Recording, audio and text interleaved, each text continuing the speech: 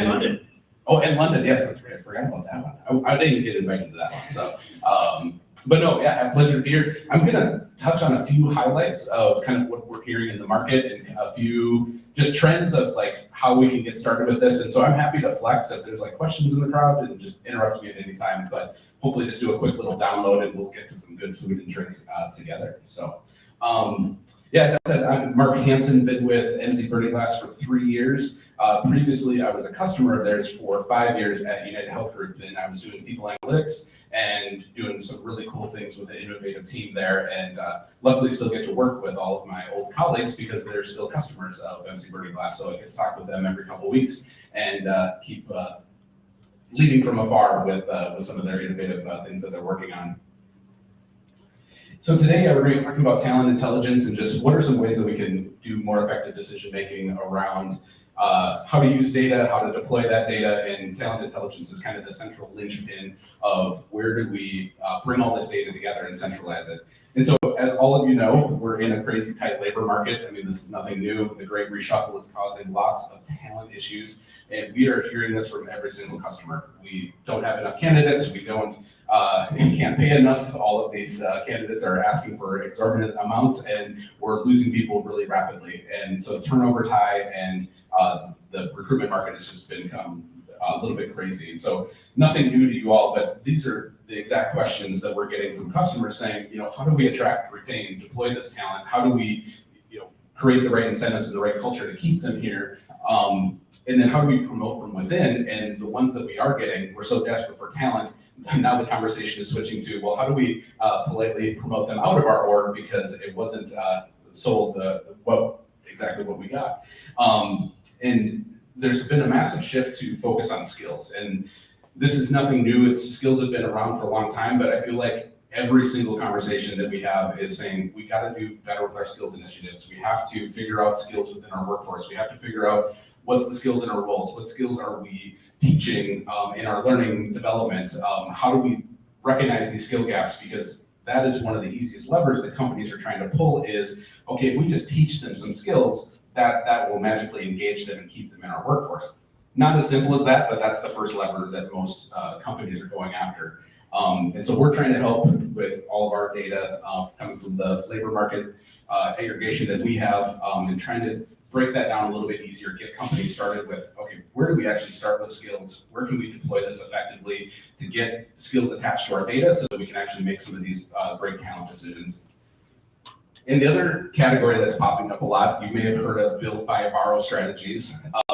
There's actually a lot more what we call B strategies that are being talked about. It's a little bit of a silly sort of thing. I don't know who started the B words, but we just kept on that theme and kind of been collecting them as the customers have been talking about them. And so I'm going to touch on those briefly just because, again, every customer, not only they're talking about the pain points of hiring, but they're saying, how do I build talent? When do I go external and buy? Where do I buy this talent? Now that a lot of our jobs allow us to be remote, my advertising is wide open right now. I used to be able to say, hey, we got an office in Minneapolis. I'm only going to deploy advertising for our jobs in Minneapolis. It was a much easier equation. Now it's like I can hire anywhere in the world. Where do I go? Where do I find these skills that can be deployed within our workforce? And then obviously the buying. How do we keep them here? How do we rethink some of our work in terms of borrowing and doing gig work? How do we look at blending some of our jobs? When the labor market's tight, can we take a job and make it 2 part-time jobs? Can we tap into a broader workforce and pull in retirees or untapped labor markets that we haven't previously searched for? And then where do we look at automation and going after bots? So these are a quick hit of where the conversation's been going with our customers lately, and I'll hit on a couple points of where we're trying to solve some of that.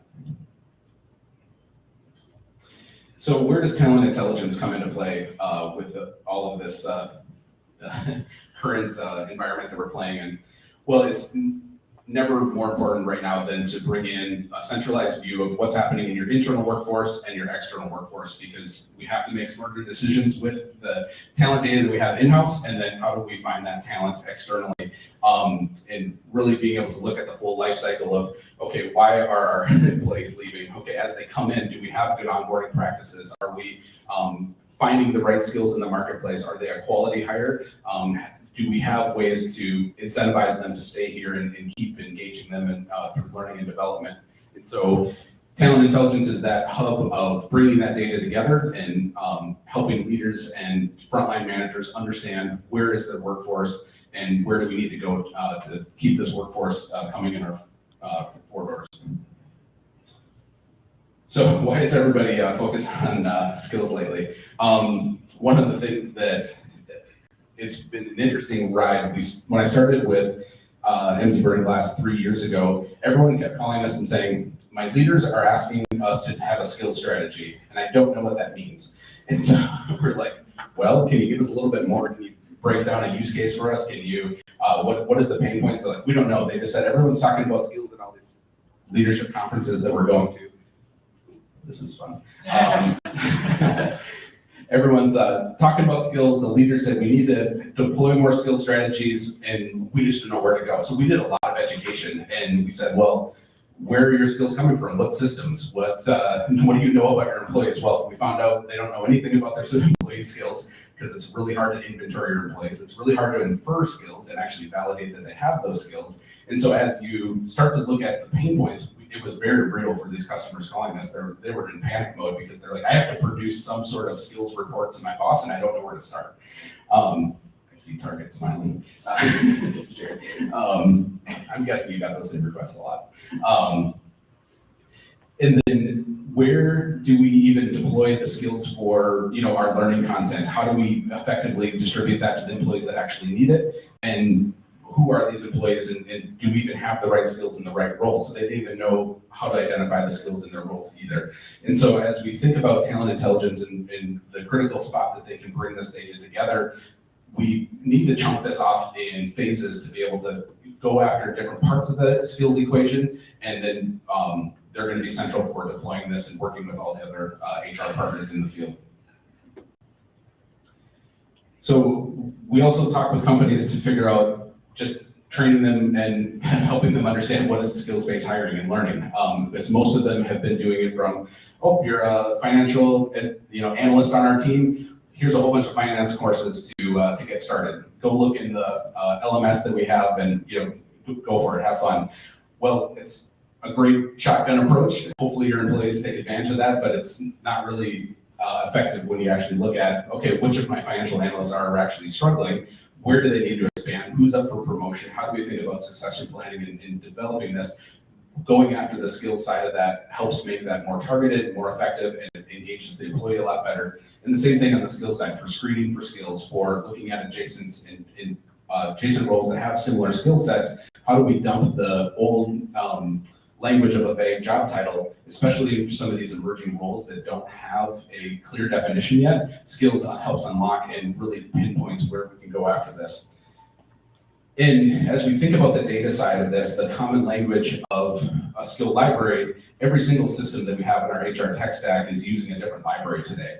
We're trying to help with that a little bit through Emsi Burning Glass. We've open sourced our skill library, we've open sourced our job title library to try to break down some of the data disparity barriers. We've only scratched the surface. We have a number of awesome partners. We have our rep from Busier here. They've been a great partner of ours, and they're using our stuff for normalization for the techniques and skills. And that's helping break down some of those barriers of understanding how do we put this data together to make better decisions and deploy it more effectively across all systems. And as a system of record that's pulling in data from applicant tracking systems, the core HR, HMS, HRS, if we can get that into one central language, it centralizes a lot of our insights. So talent intelligence is a perfect spot to bring structure to that messiness. So we talked about why is this so important, and really what we're driving for is just deeper insights and consistency. We can certainly stay at the high level of job titles and job functions and try to make decisions at that level, but skills helps unlock that next layer of that kind of atomic layer of how roles are built, how learning is built, and it helps us to transfer knowledge between each of those areas to effectively deploy our talent a little bit better, to guide learning, to just understand the work that's needed for our roles. We love this slide from Josh Burson. He breaks it down really well, and this shows you the disparity of the skills language that is coming from the different LXPs, the applicant tracking systems, your core HRS system at the bottom there, and how do we bring that all together to have some inference of what is actually happening in the market, what's happening in our four walls, and how do we piece this together to make holistic talent decisions. And having a common skill language across all these systems helps break down a lot of those barriers. So what if we don't deploy a skill-based strategy? And certainly, like I said, companies have been doing this for years without it, but it's just like navigating without a compass. And if we can get at that skill level of detail, we can get much more targeted into where do we need to deploy these strategies. So can somebody else figure this out instead of talent intelligence? And it's actually pretty hard. You can certainly have a reporting team on the internal side handle getting all of your main employee data and roles data figured out. But as you start to have that gap of understanding what else is out there, how do we benchmark? Do we have the right skills to our competitors? Do we have are we targeting the right markets for recruitment? We really need that holistic intelligence to bring this all together. And leaders just need to be enabled with reliable, up-to-date, consistent delivery of information in all of this wonderful data. And talent intelligence plays a key role in actually helping train in how to use this. I was fortunate enough to be at United Health when we required all HR business partners and about 800 of our HR staff become data trained. And so we developed a specific curriculum. The CHRO said, hey, everybody needs to be trained on how do we make data-driven decisions, how do you understand turnover reports, how do you slice and dice data from our centralized reporting. And that was critical because the way that they were doing things in the past was totally off hunches, totally off the gut feels. And our leaders were saying, we can't do that anymore. To grow, we need to get very specific. When I was there in 2018, there were 0 skills projects going on in the company. When I left in 2019, there was 8 different skills initiatives going on across the org. And so they said, not only do we need better data-driven decisions, we need a skills-based approach to dive deeper into what's actually happening. Do we know that we had 2 key engineers leave? Well, those could have been our 2 Python experts. They could have been training other folks on Python. That was the hot buzzword for the last couple of years. And they had no idea what skills were leaving. All they knew was the job titles that were leaving. So as I said, like the key decisions that, driving the skills approach really gets back to a lot of these B strategies. There's a few more that our customers have mentioned that I've left off.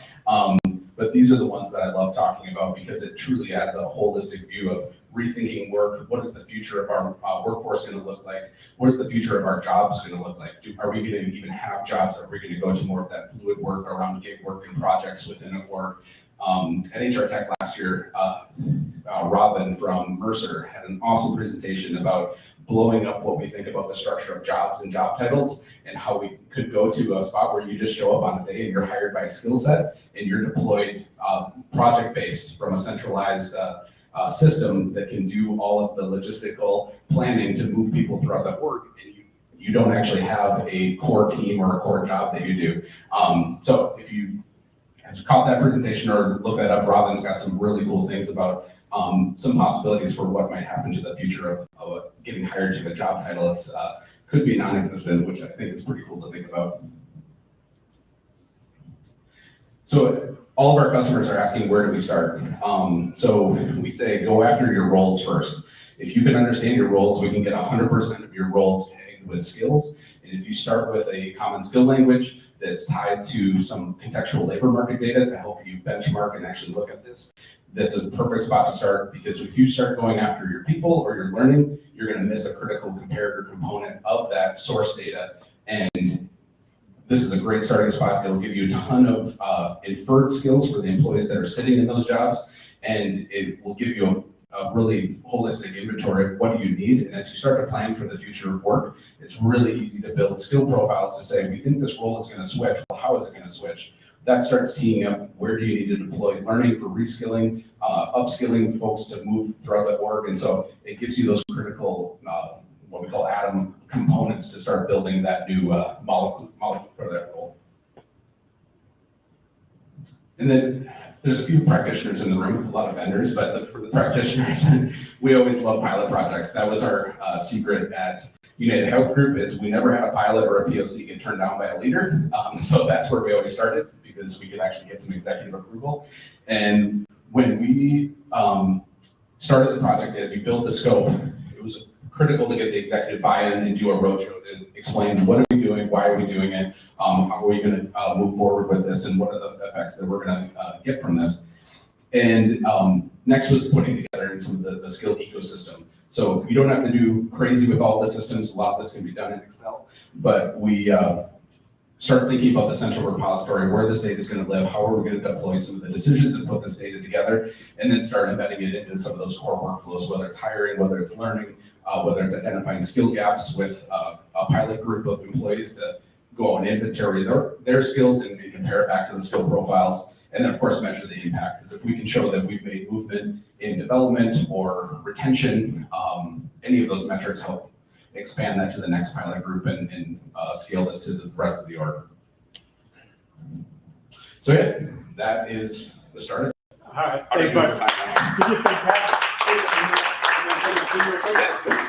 I'm gonna put you on the spot real quick. Just a show of hands, who's using a talent intelligence solution like Emsi? Yeah. So I want to ask Mark a few questions. If you all have questions of Mark, by all means, answer. We are live streaming, if I didn't mention that before. So Jenna, if something comes through on LinkedIn in particular, please interject, let us know. But we'll just do this for 5-10 minutes maybe. I had the pleasure of going to Versus Conference a few weeks ago in Los Angeles, which was fantastic. And talent intelligence was all over the place. And there's a lot of players. I mean, you all been at this, 25 plus years now, based out of Moscow, Idaho, and I've been a fan of what you're doing. And it was like you're almost a niche. You're going back 10 years ago. And now it's like front and center. And there's a lot of money being thrown at it from private equity and other investors.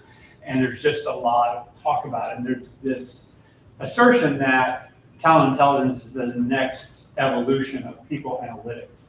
And I have some feelings about that. But here's the pointed question. Who are you finding as your customer? Because when you talk about workforce planning, a lot of it has lived in talent acquisition historically. And people analytics have been looking at the existing workforce, for better or for worse. It's just an observation. But moving forward, who do you see as the ideal customer/user of the insight that you're generating? Yeah, that's a great question. It's morphed a ton over the years. Even just the 3 years I've been involved in talking with our customers. Our core was always people analytics, talent acquisition, workforce planning. In fact, real estate strategy was always up there because they were looking for location-based strategies. And now all of a sudden, we don't have to worry about location strategies much anymore with all the remote. But lately, as we've doubled down in skills and really put together some great insights there, our customer base is expanding incredibly. It's going into the learning side, it's going into comp actually, because comp is actually one's usually controlling the job architecture and updating that. It's moving into diversity and inclusion because obviously with the trends that we've seen in the last 2 years, the heads of DEI now is one of the fastest growing job titles, and it's sitting right into the C-suite and right next to the CHRO for making talent decisions. And we're even seeing talent offices pop up. The big companies were doing it a couple of years ago. Now the smaller companies are getting into deeper talent management. Talent officers, chief talent officers is another really popular one that we're seeing pop up. So as they're starting to look holistically at the full employee life cycle, that talent office is really becoming a key critical customer to put all of the learning and retention and succession planning and recruitment strategies all together.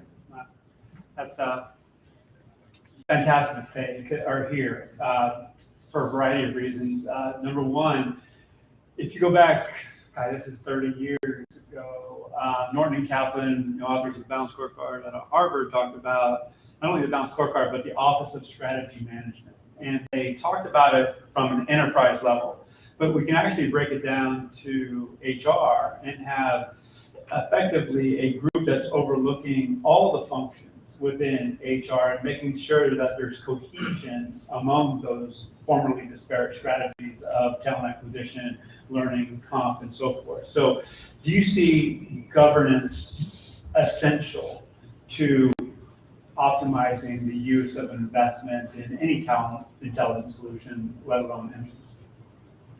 Yeah, it certainly has, and the governance has gotten more complicated in the HR tech stack. So now there's new technology teams popping up just for HR, just for the talent office to say, we need to get a handle around our tech stack. And I know we have some friends here that help a lot with the tech stack, with deploying a new digital strategy and how do we bring this data together. And so, yeah, absolutely, the governance is increased because now we have to make sure that the data that we're using, obviously there's a lot of sensitive data, so that it needs to be, as we push this to employees, as we push this to frontline managers, that needs to be managed, but also just how do these systems work together and actually be effective so that we can run a full end-to-end talent experience for our employees.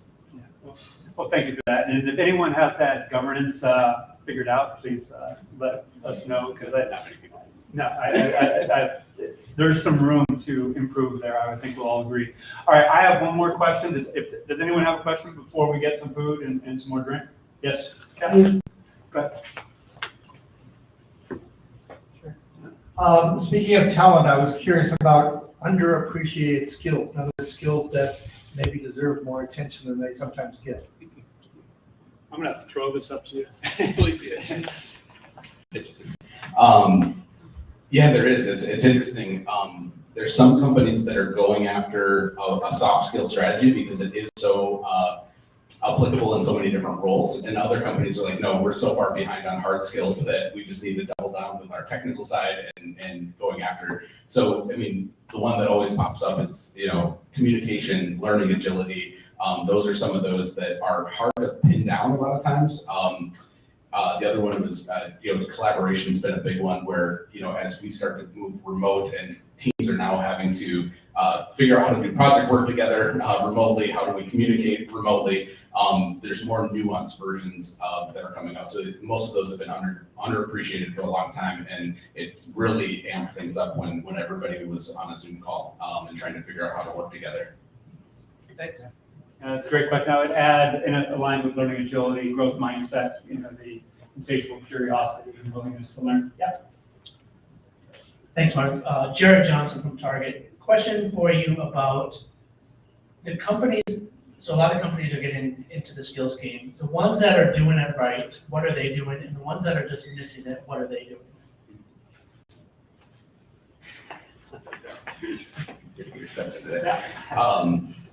The ones that are doing it right have started really small and targeted. So again, going back to that pilot project, how do we deploy something that's going to be useful and effective and measured right away?